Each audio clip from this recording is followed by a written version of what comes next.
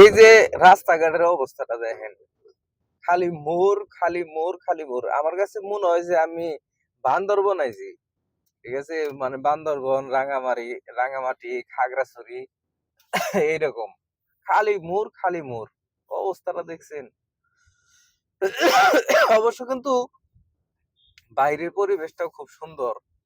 আরো সামনে আরো অনেক সুন্দর জায়গা আছে, আমি আপনাকে নিয়ে যেতেছি, দেখেন আপনারা। খালি ভিডিও দেখবেন, বুঝছেন? কিন্তু আমাকে ভিডিও কখনো শেয়ারও করবেন না, আমাকে ভিডিও কখনো লাইকও করবেন না। খালি ভিডিও আপনারা হলো দেখবেন। দেখেন এই যে পরিবেশ কত সুন্দর, এগুলো দেখলে তো মানে মন জুড়ায় যায়। আর কি কমো আপনাকে।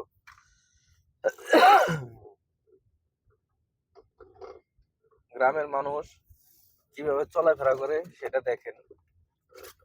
যে গ্রামের মানুষ এদিকে কিন্তু মোটর সাইকেলে মানুষ বেশিরভাগ চলাফেরা করে। মোটর সাইকেলে দেখেন কত জাল, এই জাল দিয়ে মাছ মারে, আর সেই মাছ আমরা কিনা কিনা খাই।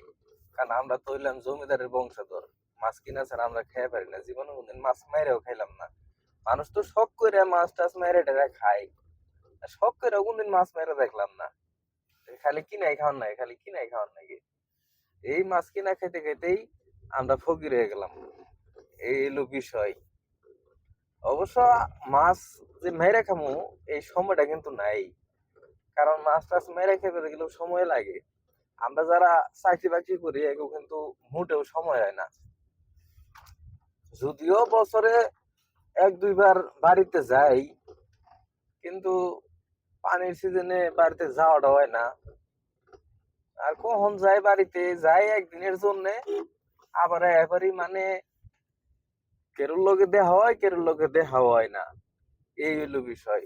বন্ধু বান্ধব আছে, তাদের লগেও দেখা হয় না, কোনো সময় কথাবার্তা করতে পারে না। আর বেশিরভাগই থাকে প্রবাসে, যার কারণে এলো ওইরকম মন মানসিকতাও নাই, কার লগে দেখা করবো কি করবো, এই হলো বিষয়। তো যাই হোক, দেখেন এই যে রাস্তাটা কত সুন্দর। আপনাকে আমি আজকে এমন একটা রাস্তা, এমন একটা জায়গায় নিয়ে এলাম, যে জায়গাটা মনে করেন যে আমার এই ভিডিওর মাধ্যমে যাতে ভাইরাল হয়, আপনারা যাতে আমার কমেন্টস করে কইতে পারেন যে ভাই জায়গাটা কোথায়, এত সুন্দর জায়গা, মানে বলার মতো না। যখন এই জায়গাটায় পানি থাকে তখন আরো বেশি সুন্দর হয়, কিন্তু এখন তো পানি টানি শুকাই যেতেছে, শীতকাল পড়ে যেতেছে, যার কারণে এই জায়গাটা মানে এখনো একটু একটু পানি আছে, সুন্দরই লাগে। কিছুদিন পরে যখন দুই সাইডে সরিষা ক্ষেত বুনবো, তখন মানে এত সুন্দর লাগবো, সর্ষের ফুল যখন মানে ফুটে থাকবো তখন। তো আপনাকে আর কি কমো, তবে এই ভিডিওটাই যদি আপনারা ঠিক মতো কমেন্টস করেন, বা এই ভিডিওটা যদি আপনাদের কাছে ভালো লাগে, তাহলে আমার কাছে ভালো লাগবে যদি আপনারা ঠিকঠাক মতো কমেন্টস করে আমার কাছে জিজ্ঞেস করেন যে ভাই জায়গাটা কোথায়।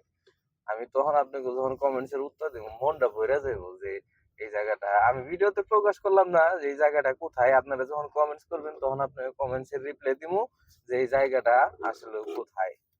তো যাই হোক, সবাই ভালো থাকেন, আর আমার চ্যানেলটা সাবস্ক্রাইব করেন, যারা পেজে ভিডিও দেখেন তারা ফলো করেন। ভালো থাকেন সবাই।